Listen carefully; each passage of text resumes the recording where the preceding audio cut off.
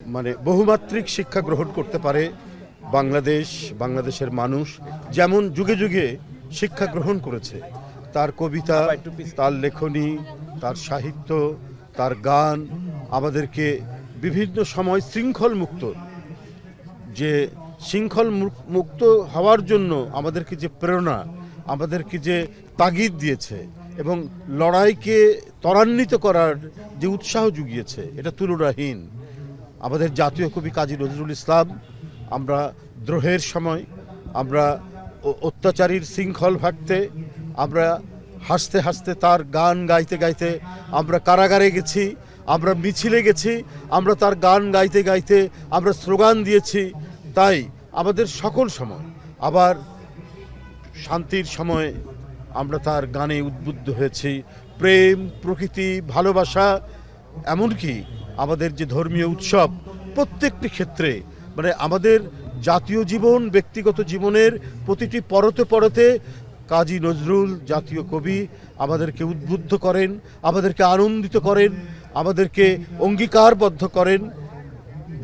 এবং সেই কারণেই নজরুল আজও অত্যন্ত শুধু অপরিহার্যই নয়, অত্যন্ত প্রাসঙ্গিক। আজকের চলমান যে সংকট, রাজনৈতিক সংকট বা নানা সামাজিক সংকটেও নজরুল আমাদেরকে এখনও এত বেশি প্রাসঙ্গিক যে আমাদের এগিয়ে যাওয়া এবং যে কোনো ধরনের আমরা আগ্রাসনের মুখে, এই আগ্রাসন থেকে মুক্ত হওয়ার সকল অঙ্গীকার এবং সংগ্রামকে এগিয়ে নেওয়ার জন্য নজরুলের গান, কবিতা, লেখা, প্রবন্ধ আমাদেরকে উদ্বুদ্ধ করে যাবে, আজীবন উদ্বুদ্ধ করে যাবে।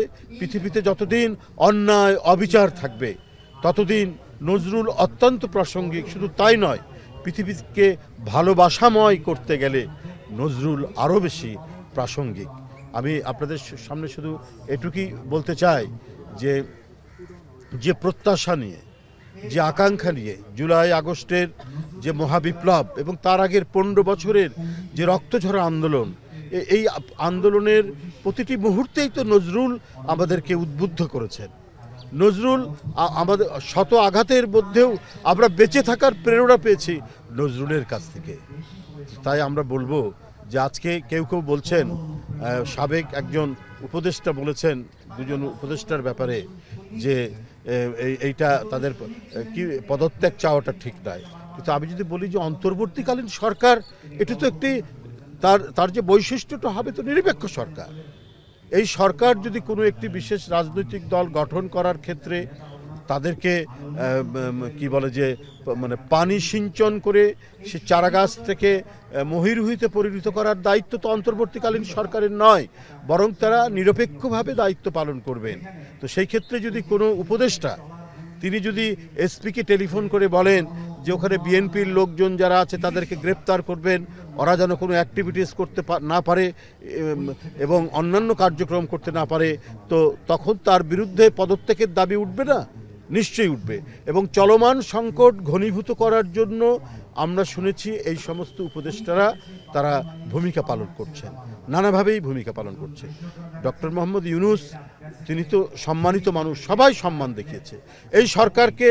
যারা আন্দোলনে রত ছিল, যারা আন্দোলন সংগ্রাম করতে গিয়ে যাদের সন্তানেরা হারিয়ে গেছে, ক্রস ফায়ারের শিকার হয়েছে, যারা পৃথিবীতে নেই, এই 15 বছরের দুঃখ বেদনা সমস্ত কিছু ধারণ করে যখন স্বৈরাচারের পতন হলো, ফ্যাসিস্ট যখন পালিয়ে গেল, তখন ডক্টর ইউনূসকে তো আমরা সবাই সমর্থন জানিয়েছি।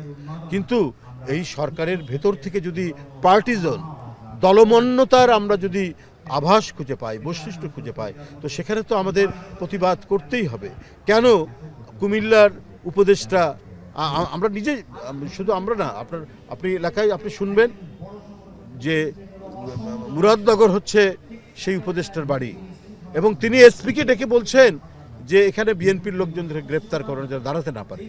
তো তাহলে তো শেখ হাসিনার আমলেরই পুনরাবৃত্তি হচ্ছে। আপনার সেখানকার যে এমপি ছিলেন, আগের এমপি এবং মন্ত্রী জনাব কায়কোবাদ সাহেব, তিনি বারবার রিং করে বলছেন যে আপনারা কিছু বলেন, এটা কি ধরনের কথা? এখন তো মুক্ত পরিবেশ থাকবে, এখন তো শান্তিময় পরিবেশ থাকবে।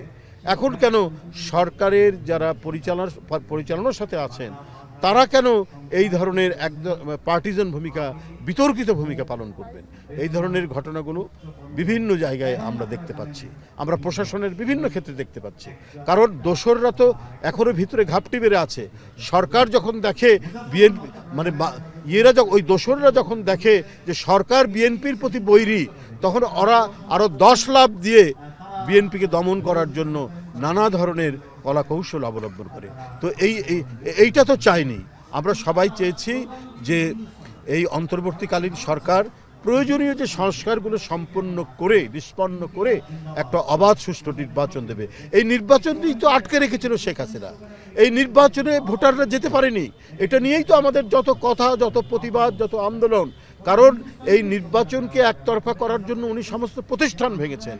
তিনি নির্বাচন কমিশনের নিরপেক্ষতা ভঙ্গ করেছেন। তিনি আদালতকে নিজের আঁচলের মধ্যে বন্দী করে রেখেছিলেন।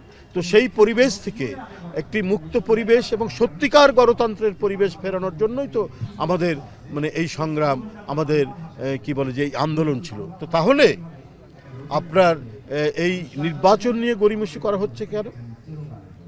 এটা কি নির্বাচনের কথা বলা, নির্দিষ্ট সময়ের মধ্যে নির্বাচনের কথা বলা, এটা কি মহাপাপ? আজকে উপদেষ্টাদের কথা শুনে সেটা মনে হচ্ছে, এবং তারা নানাভাবেই বিভিন্ন মানুষকে দিয়ে এটা প্রভোগ করার চেষ্টা করছেন। কেন? আজকে কি বলে যে পরিবেশ উপদেষ্টা, তার দায়িত্ব তো মানে পরিবেশকে সুরক্ষা করা এবং পরিবেশের উন্নয়ন। উনি যতদিনই সময় পান। আজকে বুড়িগঙ্গা কেন ড্রেন, আজকে শীতলক্ষা কেন ড্রেন, আজকে আমরা মানে বিষাক্ত নিঃশ্বাস কেন নিতে হচ্ছে? উনি এই দায়িত্ব পালনের পর এমন কিছু ড্রাইভ উনি দেখাননি, এমন কিছু উদ্যোগ তিনি নেননি যে পরিবেশ সংরক্ষণ বা পরিবেশ দূষণমুক্ত করার জন্য যে কোনো পদক্ষেপ যেটা পরবর্তী সরকার গ্রহণ করবে, সেই ধরনের তো আমরা কোনো পদক্ষেপ আমরা তার কোনো কর্মকাণ্ডের মধ্যে দেখিনি। কিন্তু খালি দেখি যে খালি নির্বাচন বললে তো হবে না। খালি নির্বাচন, এটা একটা সরকারের উপদেষ্টারা কি করে এই কথাগুলো বলেন? তাতেই মনে হচ্ছে যে তারা অর্পিত দায়িত্ব তাদের যেটি, সেটা বাদ দিয়ে তারা যদি অন্য কোনো গভীর এজেন্ডা নিয়ে তারা কাজ করেন, তাহলে তো জনগণ সেটাকে কখনোই মেনে নেবে না। তো যাই হোক, আজকের 126তম জন্মদিন আমাদের জাতীয় কবির। আজকের এই শুভ জন্মদিনে আমি তার আত্মার মাগফিরাত কামনা করছি। আমরা গর্বিত যে জাতীয় কবি নজরুলের মতো একজন মহান কবিকে আমরা পেয়েছি। আমাদের সুখে দুঃখে আনন্দ বেদনায় শোকে এক অসম্ভব প্রেরণার উৎস হচ্ছে জাতীয় কবি কাজী নজরুল ইসলাম।